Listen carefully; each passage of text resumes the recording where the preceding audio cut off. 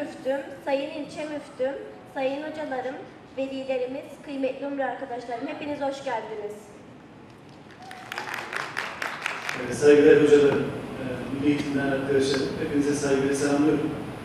Bugün tabii bir araya gelmek ayrı bir mutluluk, ayrı bir gurur. Hocamla görüşürken gençler bir araya gelmek istiyor. Gençlerimizi toplayalım, buraya gelen öğrencilerimizi bir araya getirelim.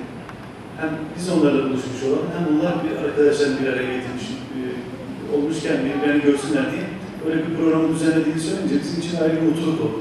Niye mutluluk gençler? Çünkü sadece Umre'ye gittik geldik, bu ibadetin orada kalmaması gerekiyordu. Orada kurduğunuz bu dostluğun, bu kardeşliğin, bu arkadaşlığın yaşadığınız sürece devam etmesini istemekle, beklemekle biz yöneticilere düşüyoruz. Bunu da size görünce biz ayrı bir mutlu olduk. Allah sizden razı olsun. Rabbim sizin yolunuzu, bahtınızı açık eylesin. Bu projeye öncülük yapan Şangölü Belediye Başkanı Sayın Mehmet Hamzoğlu'ndan Allah razı olsun.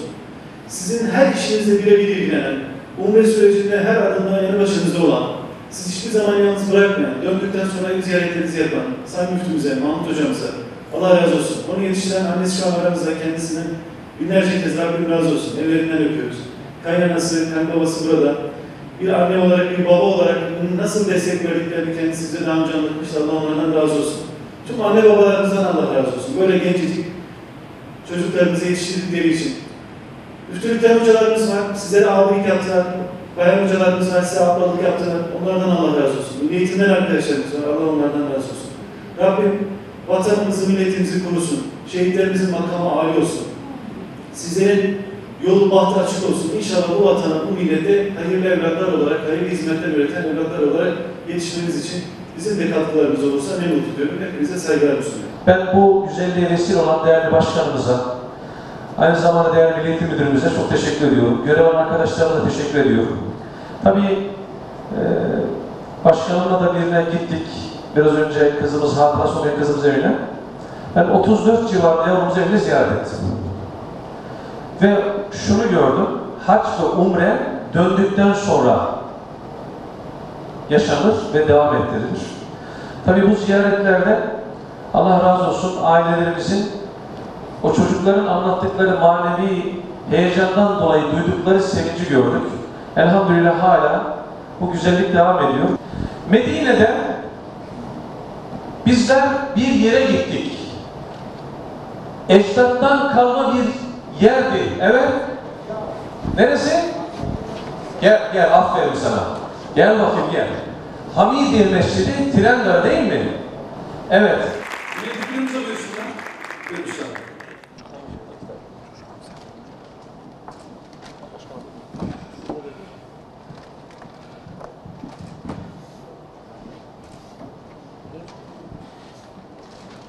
Gel Sayın Hocam sen de gel. Kitap verelim sana gel. Gel. Gel. Bu organizasyon tabii güzel bir organizasyon. Her insanın hayalinde gitmek istediği bir yer. Allah, evi Kâbe, Gaza, alemlere rahmet olarak yaratılan Peygamberimiz sallallahu aleyhi ve sellem'in kabrini ziyaret etmek gerçekten çok önemli. Tabii geldikten sonra da bu güzel arkadaşlığı, haç arkadaşlığı, umre arkadaşlığı, asker arkadaşlığı, bunlar önemli şeyler.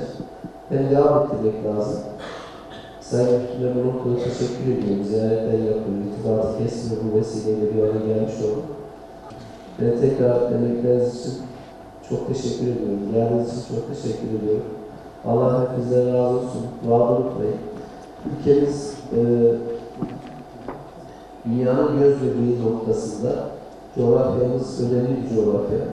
Etrafımız Serkan Gölü. Bu coğrafyada bir kader. Burası Avrupa'da herhangi bir ülke değil. Peygamberler tarihine bakarsanız hep Orta Doğu'da gelmiş. Çünkü Peygamber niye gelir? Bir karışıklık, bir sıkıntı olduğu gelir. Hidayete edecek için. Bu bölge coğrafyanın kaderi böyle. Dolayısıyla etrafımızda savaş eksik olmuyor, sıkıntı eksik olmuyor. Hep şehitlerimiz olmuş.